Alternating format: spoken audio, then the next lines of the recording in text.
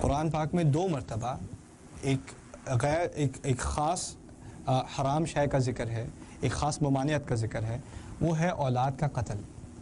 اولاد کا قتل تو انسوچی سی بات ہے، نہ ہونے والی بات ہے، لیکن کچھ ایکسٹریم معاملات ہوتے ہیں جس میں انسان مائل ہو جاتا ہے اس عجیب و غریب جرم کی طرف بھی۔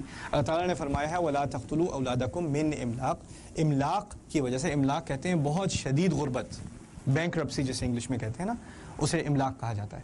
تو بہت شدید غربت کی وجہ سے اپنی اولاد کو قتل مت کرو۔ لا تقتلوا اولادکم من املاق نحن نرزقکم وإیاہم، ہم تمہیں بھی رزق دیں گے اور ان کو بھی دیں گے۔ ان کا رزق تمہارا مسئلہ نہیں، ہمارا مسئلہ ہے، تمہیں بھی کھلائیں گے اور انہیں بھی کھلائیں گے۔ یہ بات کہنے کا مقصد ہے نحن نرزقکم وإیاہم۔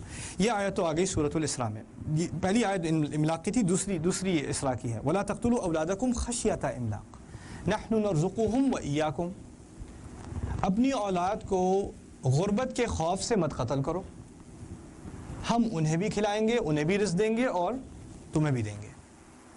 ایک دفعہ کہا ہم تمہیں کھلائیں گے اور انہیں کھلائیں گے، دوسری مرتبہ کہا ہم انہیں کھلائیں گے اور تمہیں کھلائیں گے۔ تو کھانے والا، رزق حاصل کرنے والا، پہلی ایک آیت میں والد پہلے، والدین پہلے اور اولاد بعد میں، دوسری میں اولاد پہلے اور والدین بعد میں۔ بات تو تقریباً ایک ہی ہے، لیکن اس ترتیب میں کیا حکمت ہے کہ ایک طرف یہ اور دوسری طرف وہ، اس قسم کی ترتیب خاص کر حفاظ بڑے کنفیوز ہو جاتے ہیں کون سی آیت تھی، ہم پہلے یا کم پہلے۔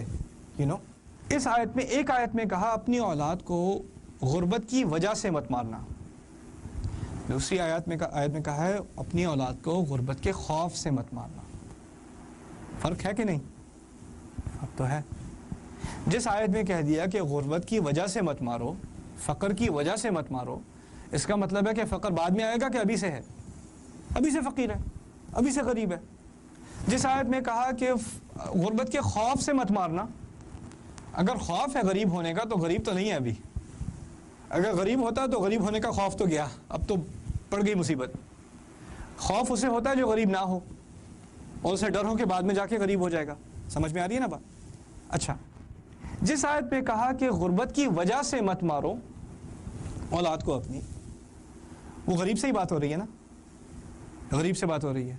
اور غریب کو کس کے کھانے پینے کی فکر ہے ابھی سے؟ اگر غریب ہے تو اسے تو اپنے کھانے کی پڑی ہوئی ہے، اپنے رزق کا مسئلہ ہے اس کا، کیونکہ وہ غریب ہے۔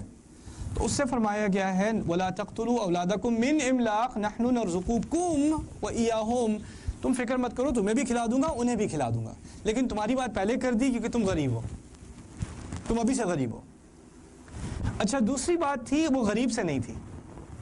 کچھ لوگ اس جرم کی طرف اس لیے مائل ہو جاتے ہیں کہ اس لیے نہیں کہ وہ خود غریب ہیں، اس لیے کہ خوف ہے کہ اولاد کو افورڈ نہیں کر سکیں گے، فیسیں نہیں بھر سکیں گے، میڈیکل بلز نہیں پے کر سکیں گے، تو شاید اس لیے اس جرم کی طرف مائل ہو گئے، اس غلط کام کی طرف مائل ہو گئے۔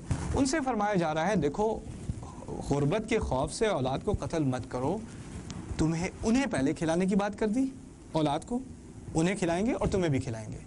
ان کے کھلانے کا ذکر یہاں پہلے کیوں ہے؟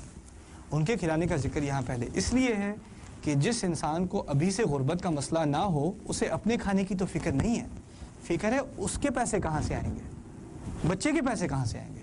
میری تو خیر ہے، اپنا تو میں معاملہ کر سکتا ہوں، بچوں کو افورڈ کرنا بڑا مشکل کام ہے۔ تو اس اولاد کے بارے میں دیکھو، اس کی افورڈیبلٹی تمہارا مسئلہ نہیں ہے، میں اس کو سنبھال لوں گا۔ نحن نرزقہم وإیاکم، کہنے کا مقصد یہ ہے کہ ان 2 آیات میں 2 مختلف طبقوں سے بات ہو رہی ہے، غریب طبقے سے ایک آیت میں بات اور کچھ امیر طبقے سے دوسری آیت میں بات۔